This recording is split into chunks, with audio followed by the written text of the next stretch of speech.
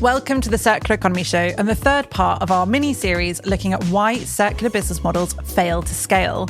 I'm joined again by Maddy and Ella. And Maddy, just before we started recording, you said this was the juiciest part of your paper on circular business models.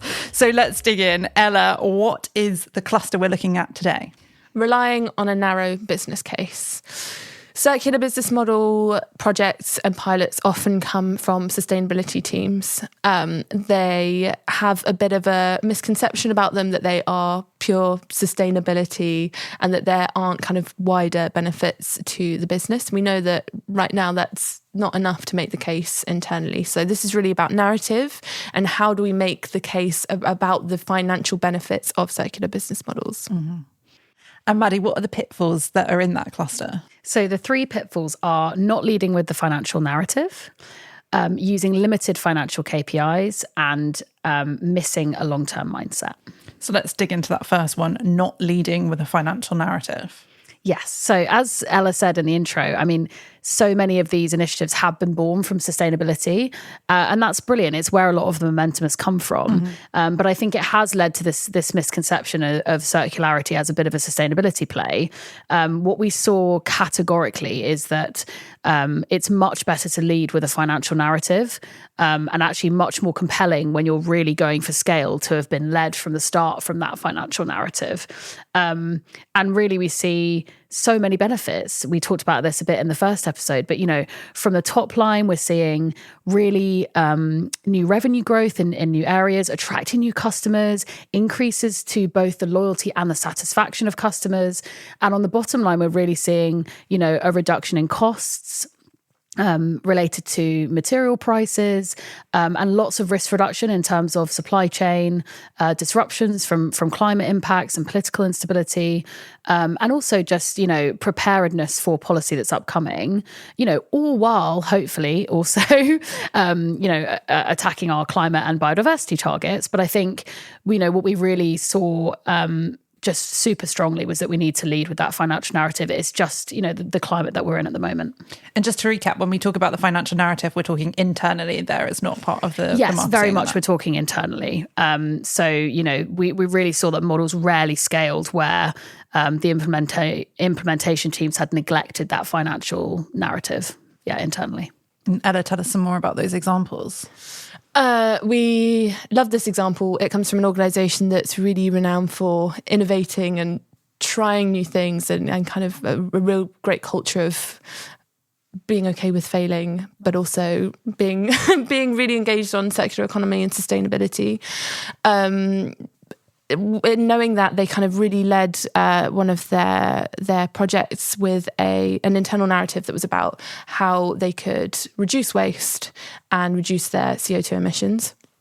It was a really interesting model, but they kind of filtered it through this pure kind of sustainability narrative, and it just didn't quite engage the leadership enough to get it off the ground, and the budget that they had wanted for their project went elsewhere. And a few months later, a disruptor actually took the project that they were going to deliver and it went to market and it did really well. But that was purely, you know, that wasn't about the project. It wasn't about the concept. Those things have been proven. Yeah. It was just about how that story was told internally. Interesting. Okay, so Maddy, how do you avoid that? You don't want your competitors to gazump you there, do you? Yeah, there's just so much pressure, isn't there, for priorities at the moment in all businesses. And we really see that context and it's really challenging. So I think this is really about leading with the financial metrics and really making that the sort of headline story.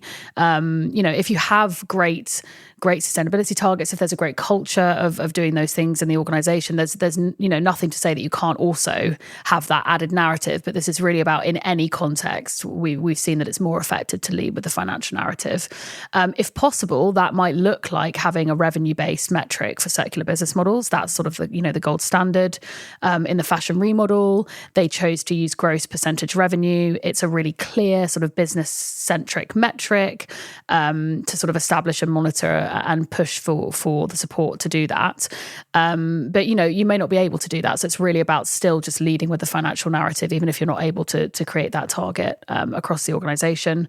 and then modeling the financial opportunity at scale, I think this can be a really powerful tool, particularly when, we're looking at the numbers from a pilot. You really may see those small scale numbers. That's obviously what you're proving in a pilot.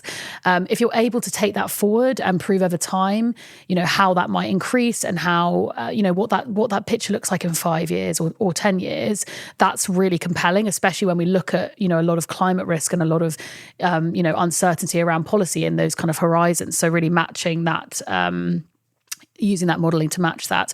Also really thinking about modelling the size of the market that you're missing out on. We saw some companies do this really, really cleverly. But if Vinted is making a load of money selling your products, if you can calculate how much money you could be making if you were selling those products in-house, that can be a really compelling argument for starting to look long-term to build something internally. And then finally, I think it's about sometimes you need to collaborate to reduce those costs. There will be certain business models in certain contexts that actually, it's pretty challenging to make them stand up to sort of a linear price point at this point in time. And so considering how you can collaborate with others, not just, in your company, but also externally in your system. Yeah. We've got some fantastic work on commercial collaboration that really speaks to this. Yeah, we just published an episode on it. So brilliant. If people haven't heard it, then they should go back and check that out, because I think it's very reassuring to hear that from people that are already doing it. Absolutely. And, there's other ways you can think about it too. I mean, we did see some examples in the fashion remodel of companies stacking business models together. That can also be a really clever way in the short term to bring that sort of higher revenue initially, and then over the long term, you can spread that out. But, combining models that work well together to bring that higher return.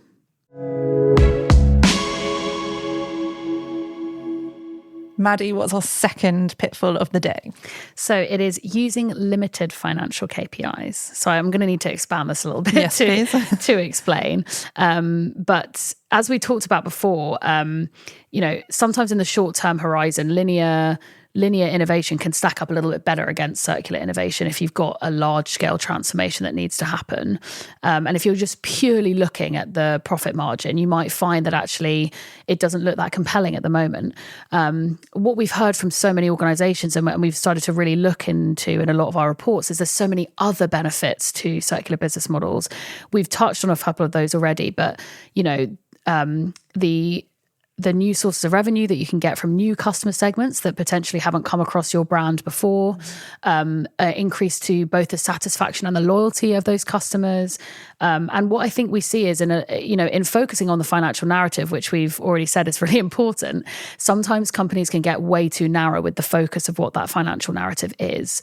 So really thinking about direct returns is brilliant. So, reduced raw material costs, the resale value that's been generated, the asset reuse, great, but also the secondary drivers. So increased brand loyalty, deeper customer relationships, improved retention and satisfaction, and then really looking at risk mitigation as well. So have you saved money simply by, shortening your supply chain, or actually looking at your supply chains in a different way? So sometimes it can be harder to put an economic value on these things, but we really think that's valuable in the journey to scale, because it's going to really help to bring a more rich narrative around the financial benefits. Absolutely. And Ella, where is there an example of this going wrong for somebody?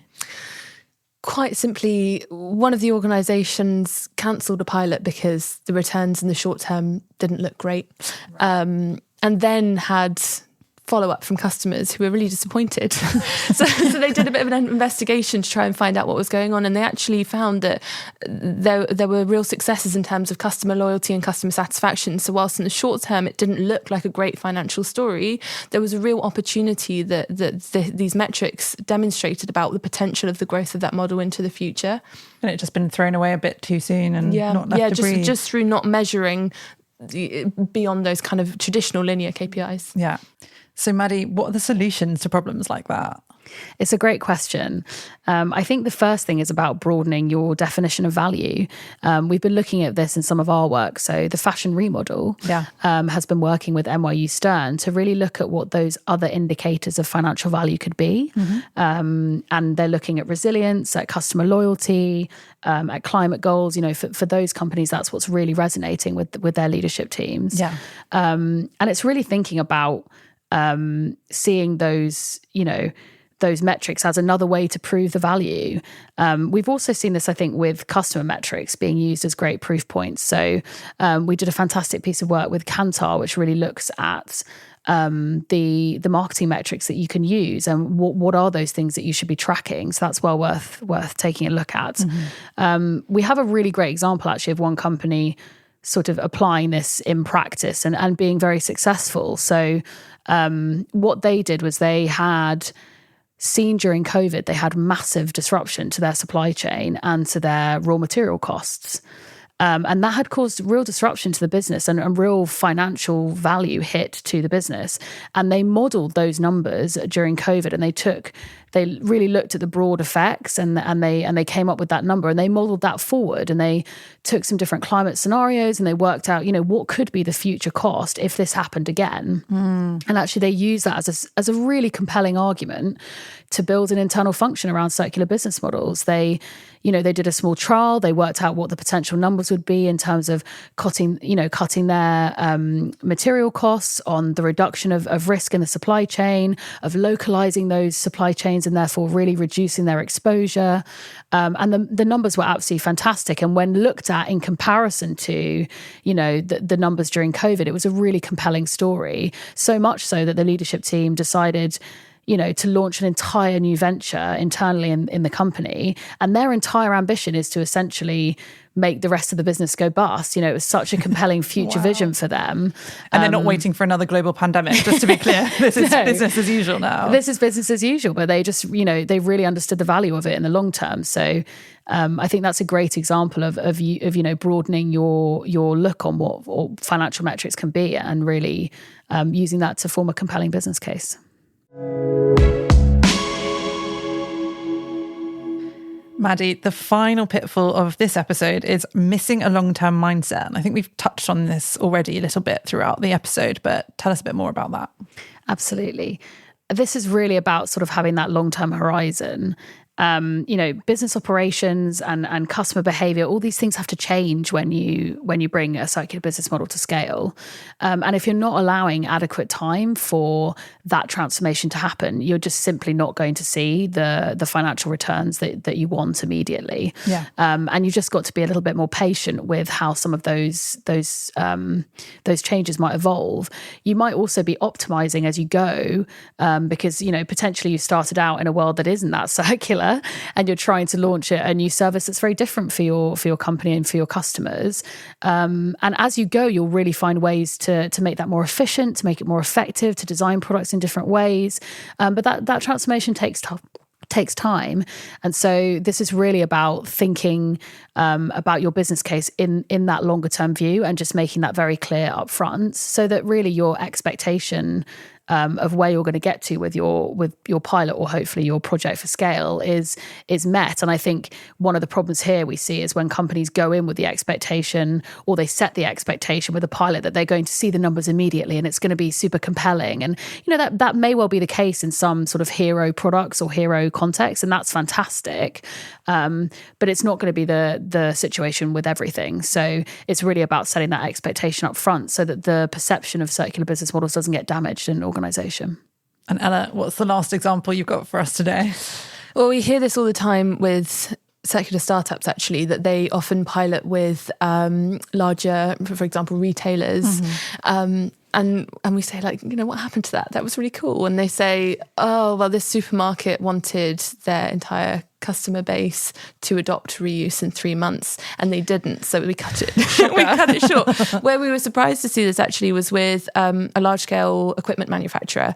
They have traditionally very long-term innovation cycles, big investments, big projects.